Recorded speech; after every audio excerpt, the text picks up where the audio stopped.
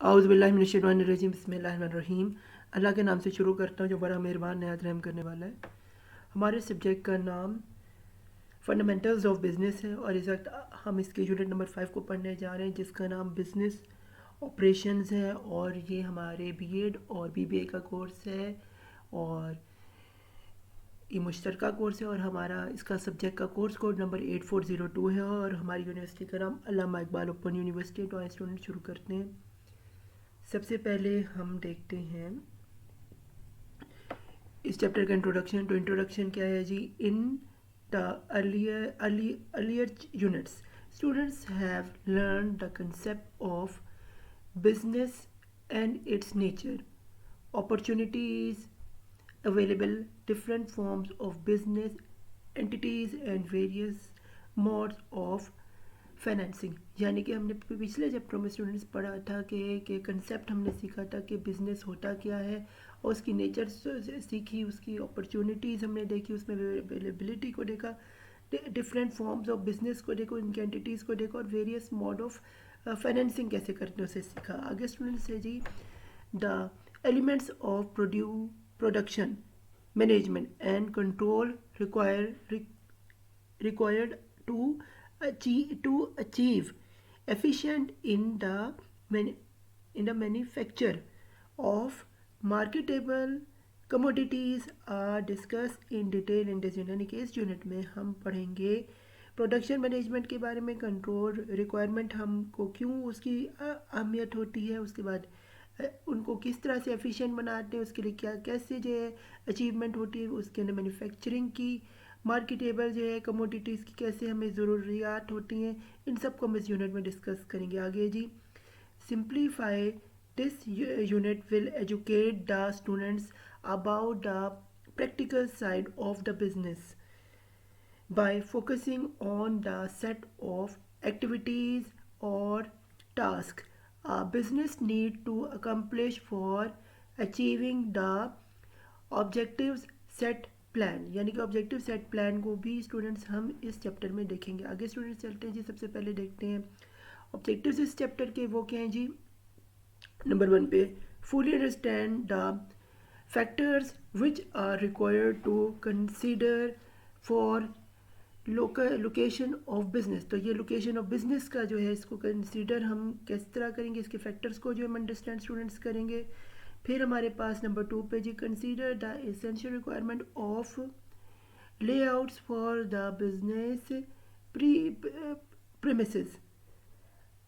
इससे पहले फिर स्टूडेंट्स हम देखेंगे कि इनको कैसे परमिट करते हैं। फिर नंबर 3 पे हमारे understand the policies and practices involved in the acquisition of goods of various kinds, यानी various kinds of goods को जो है हम इसमें देखेंगे।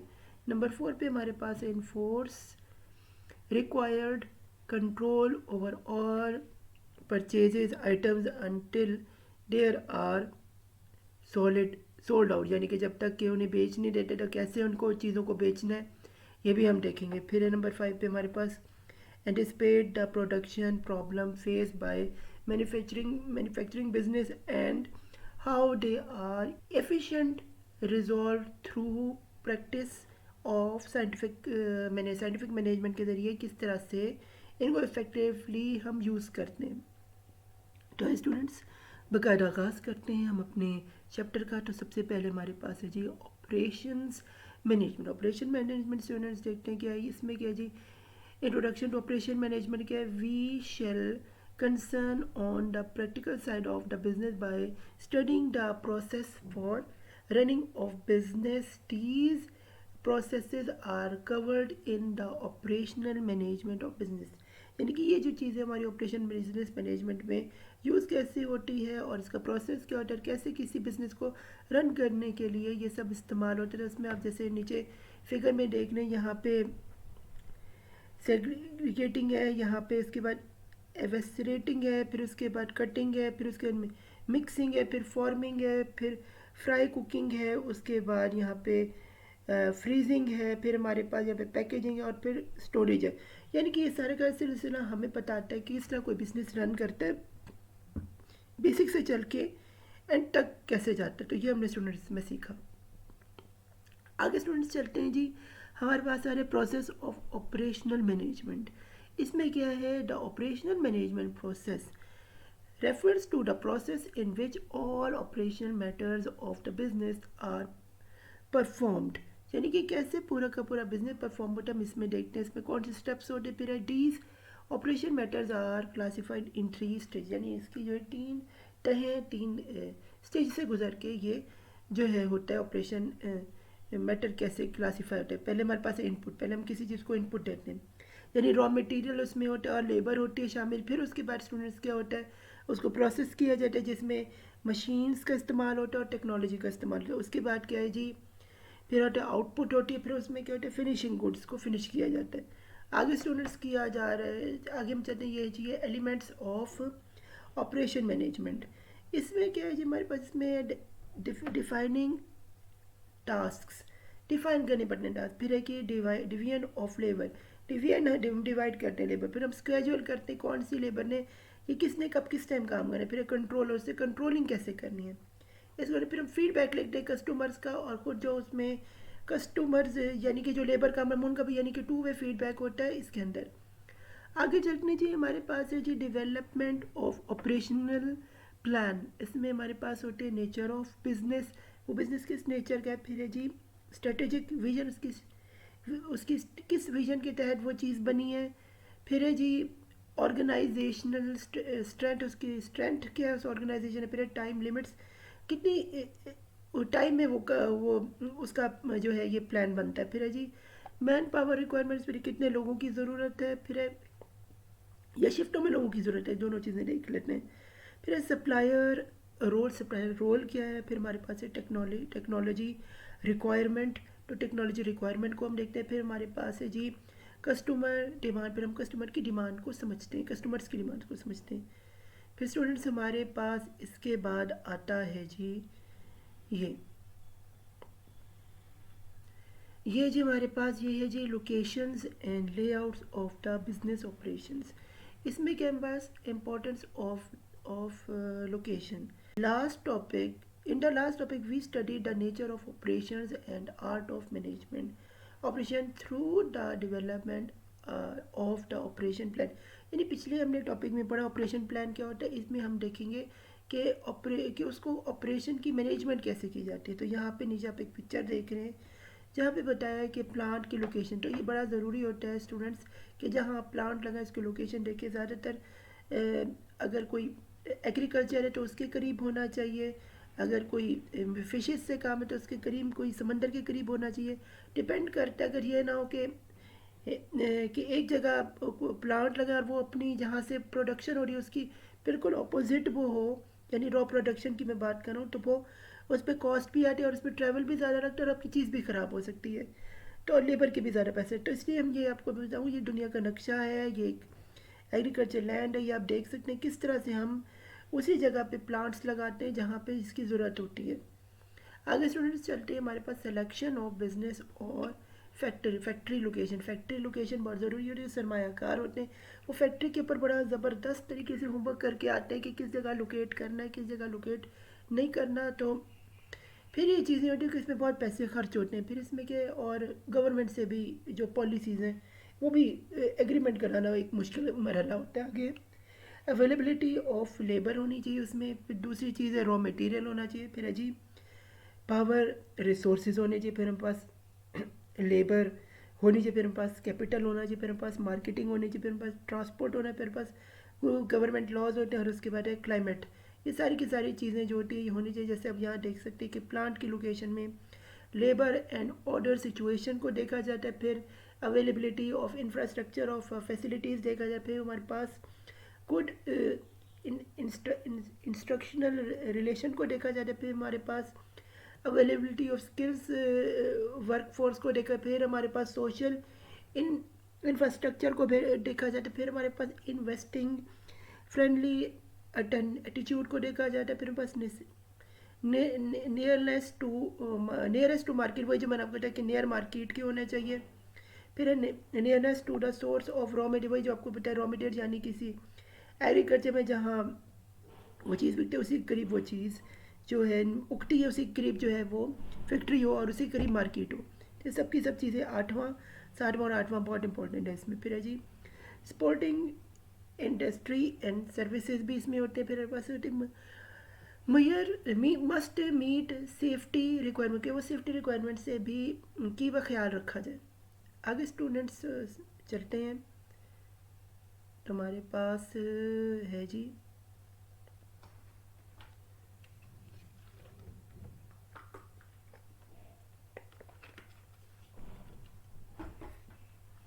प्लांट लेआउट में जी हमारे पास है the component of plant layout. इसमें क्या हमारे पास बिल्डिंग्स होनी चाहिए, फ्लोर्स होने चाहिए, फिर इलेक्ट्रिक गैस एट्सेट्रा होनी चाहिए, वाटर होनी चाहिए, बॉयलर हाउस होना चाहिए, फिर पास मटेरियल हैंड्स होने चाहिए, फिर पास सर्विस डिपार्टमेंट होना चाहिए। जैसे कि आप यहाँ पे देख रहे हैं किसी लेबर के अंदर ये बायो मैथ फीडबैक ये सारी की सारी चीज़ें जिससे खुद रिन्यूएबल जो एनर्जी प्रोड्यूस हो इसको भी यहाँ पे जो है देखा जाता है। आगे स्टूडेंट्स चलते हैं।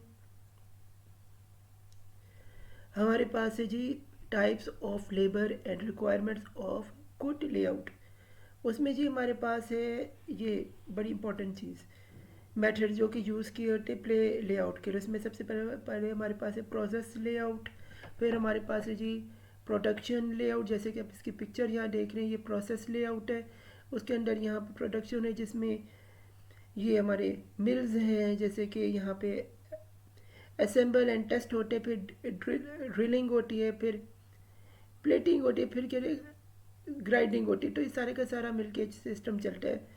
उसको उसके बाद ये प्रोसेस जो है लेआउट में वर्क ट्रेवल होता है टू डेडिकेटेड प्रोसेस सेंटर में। फिर है जी हमारे पास है जी रिक्वायरमेंट ऑफ गुड लेआउट। इसमें क्या है जी फ्लेक्सिबिलिटी हो, फिर हमारे पास नंबर 2 पे कोऑर्डिनेशन हो, फिर हमारे पास कैपेसिटी यूटिलाइजेशन हो, फिर हमारे पास विजिबिलिटी हो। जैसे कि आप इस पिक्चर में देख सकते हैं कि यहाँ पे हमारे पास प्रोडक्ट लेआउट है, उसके बाद यहाँ पे स्टोरेज है रूम का, उसके साथ यहाँ पे क्या प्रोसेस लेआउट है, फिर ये चल रहा है जैसे कि आप देख रहे हैं। और ये यहाँ और इस सब के अंदर जो है यहाँ पे स्टोरेज जो है रूम तक दिए जाते हैं। तो ये सारे का सारा सिस्टम जो है फॉलो करता है। आगे स्टूडेंट चलते हैं जी हमारे पास आ रहे हैं जी परचेजेज एंड इन्वेंट्री कंट्रोल। इसमें क्या है जी हमारे पास इंपॉर्टेंस ऑफ परचेजेज। इसमें क्या है जी in last topic we have studied the location required for performance different businesses, यानी कि हमने पिछले चैप्टर में डिफरेंट बिजनेस के ऑपरेशंस के बारे में सीखा। अब क्या है जी once the decisions are made by the operating management, the new task is to conduct the physical operations and start production process. तो उसके अंदर प्रोडक्शन प्रोसेस को भी जो है वो देखा जाता है। आगे क्या है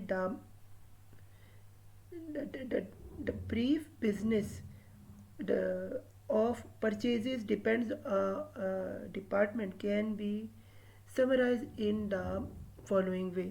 इसमें क्या what to purchase क्या बेचना है, फिर है हाउ मच टू परचेज कितना कितना किस हद तक बेचना है, फिर है what to परचेज क्या चीज़ बेचनी है, फिर है at which price to purchase किस कीमत पे बेचनी है, फिर है what to purchase where to purchase और किस इलाके किस खत्ते में बेचना है। ये बहुत इंपॉर्टेंट। तो ये है जी परचेज के साइकिल। इसको स्टूडेंट्स याद कर लें, बड़ा अहमियत का हामिल है। किसी एग्ज़ाम में बनाएंगे तो टीचर को बहुत अच्छा लगेगा। आगे स्टूडेंट्स चलते हैं हमारे पास है जी फंक्शंस ऑफ परचेज डिपार्टमेंट। इसमें हमारे पास नंबर 1 पे आता है जी रिसीविंग परचेज रिक्वेजिशन होता है, फिर हमारे पास होता है सप्लायर सिलेक्शन, फिर हमारे पास होता है प्रिपेयरिंग परचेज ऑर्डर, फिर हमारे पास रिसीविंग मटेरियल, फिर हमारे पास इंस्पेक्टिंग एंड टेस्टिंग मटेरियल, फिर हमारे पास है प्रोसेस इनवॉइसेस। आगे स्टूडेंट्स हम चलते हैं, हमारे पास आ रहे जी इन्वेंट्री कंट्रोल। इसमें क्या है जी एसेंशियल ऑफ इन्वेंट्री कंट्रोल। उसमें हमारे पास है जी there should be proper inspection of material when they are received by the receive department. Any deviance is explored. A good method of classification and quantification of material should be followed by keeping in a view the specific and consistency of codes and purchase and procedures involves. फिर है जी हमारे पास आता है the storage of material should be well planned to avoid losses from theft, carelessness, damage, यानी कि storage की material इसलिए ज़रूरी है कि इसमें आपकी चीज़ें जो है चोरी ना हो जाए और थेफ्ट का डर से भी आप बच जाते हैं.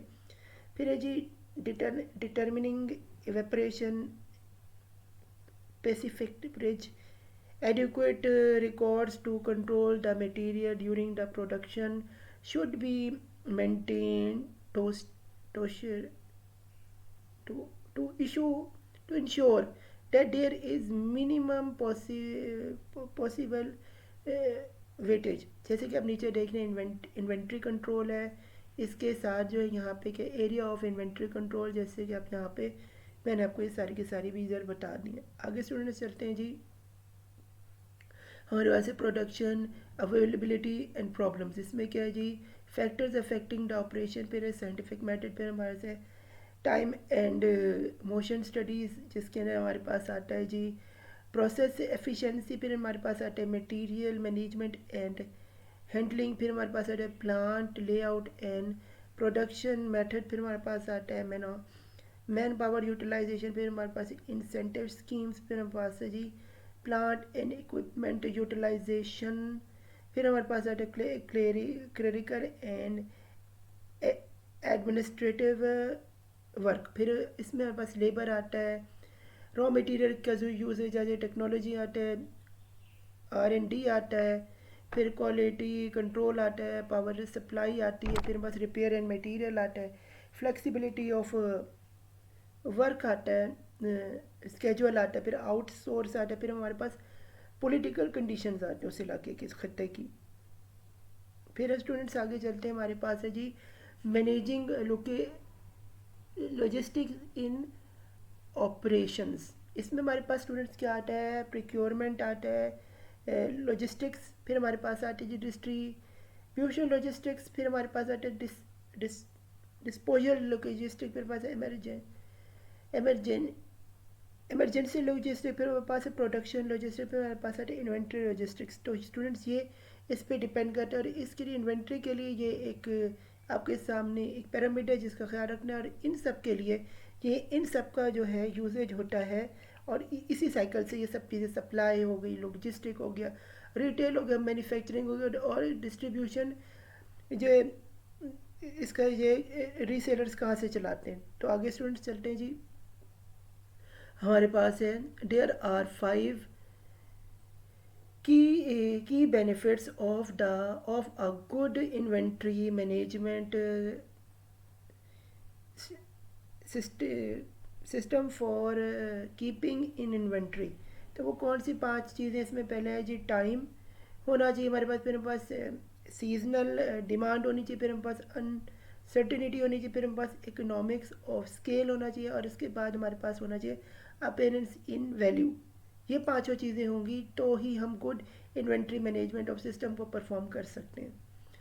आगे स्टूडेंट्स हम देखते हैं इस चैप्टर की समरी को. तो वो स्टूडेंट्स क्या है हमारे पास वो आपके सामने मौजूद है. In this unit we have to study the role of operation in converting the raw material into a finishing product for successful business operation. यानी किसी रॉ मटेरियल को कैसे जो है वो एक प्रोडक्ट की शक्ल देते हैं ये और इसी से सक्सेसफुल जो है बिजनेस ऑपरेशन के ज़रिए ये सब मुमकिन होता है. तो हम इसको सर अंजाम कैसे देते हैं. फिर the first factor to consider is location. Plant और machines, the location of the business and inventory must be carefully determined as profitable of the firm or capital may also depend on the location areas and political distribution are frequent must be avoided. The factors which are to be considered, which select a particular location, area, available location, land, labor, capital, tax, set, credit, market access, उसके बाद supply etcetera, suppliers. फिर ये सारे के सारे जो student ज़रूरी होते हैं फैक्टर्स जिसके ज़रिए आप अपना पूरे का बिजनेस को रन करते हैं। आगे जी, in the end we have suggested some measures to counter the production problem that usually occur in factories। हम इसमें ये भी देखते हैं कौन से प्रॉब्लम से मसाइल भी फैक्ट्रीज़ में आते हैं, उनको उनके हल किया है। These measures include running operations of business on scientific management basis, employs the ideas of time and motion studies and management location to ensure timely availability of goods, यानी टाइमली अवेलेबिलिटी ऑफ गुड्स पे तक कैसे पहुँचना है, ये सारी की सारी मैनेजमेंट जो है कैसे करनी है इसमें होता है। फिर है और एम्प्लॉयज़ को कैसे चलाना है, इसके भी एक साइंस होती है जो भी इसमें यूज़ करती है। इसी को हम साइंटिफिक मैनेजमेंट के ज़रिए यूज़ करें। फिर है जी further some inventory management methods have been suggested to effectively manage the inventory level of business, यानी से इन्वेंट्री लेवल ऑफ बिजनेस कैसे मैनेज होता है, इसको उसको भी उसके लिए भी सजेशन जो होते हैं वो एक एफिशिएंट मैनेजर ही जो इन्वेंट्री लेवल को मैनेज करो वही दे सकता है। तो स्टूडेंट फी अमानिल्लाह, ये हमारा चैप्टर नंबर 5 अख्ताम पजीर होता है। तो good luck to your final exams. मेरे चैनल मोहम्मद ज़फ़र खान को सब्सक्राइब करें, बेल आइकन का बटन ज़रूर प्रेस कर दें ताकि जब भी मैं कोई लेटेस्ट लेक्चर दूँ तो फ़ौरन आपसे कोई इसका नोटिफिकेशन मिले। और इस वीडियो को ज़्यादा से ज़्यादा स्टूडेंट से शेयर करें ताकि मुझसे मुस्तफ़ीद हो सकें। अल्लाह हाफ़िज़, मुझे दुआ में याद रखेगा। अल्लाह हम सब का हामी और नासिर हो।